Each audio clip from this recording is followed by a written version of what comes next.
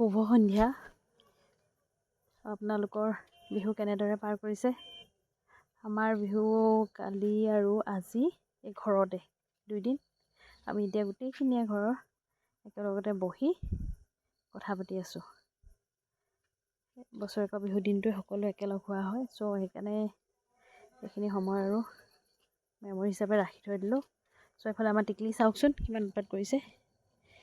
তাইক মানে photo shoot কৰিবলৈ যাব লাগে, বাইকক লগ ধৰি আছে।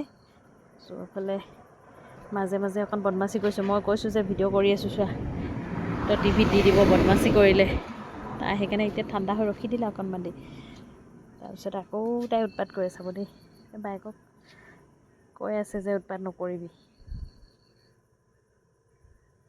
এয়া কৈছে আইতাক দেখাই দিয়া কৈছে। এইফালে মাক আইতাই উৎপাত কৰিছে কৈছে। সেয়া আৰু তাৰপিছতে মোক দেখিছে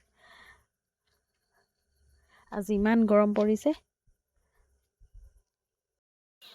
তাই মানে একেবাৰে নাই নহ'বই আৰু বা যাবই লাগিব লাগি আছে, চবকে কৈ আছে। তো চাব দেই, দুইজনী একেলগত থাকিলে দুইজনী এনেকুৱাই হৈ থাকে। এয়া বাইকৰ ইয়াতে মুখখন খুন্দা মাৰি ল'লেই নহয়। আজিৰ দিনটো এনেকৈ পাৰ কৰিলোঁ আৰু আজিলৈ সামৰিছোঁ। বাই।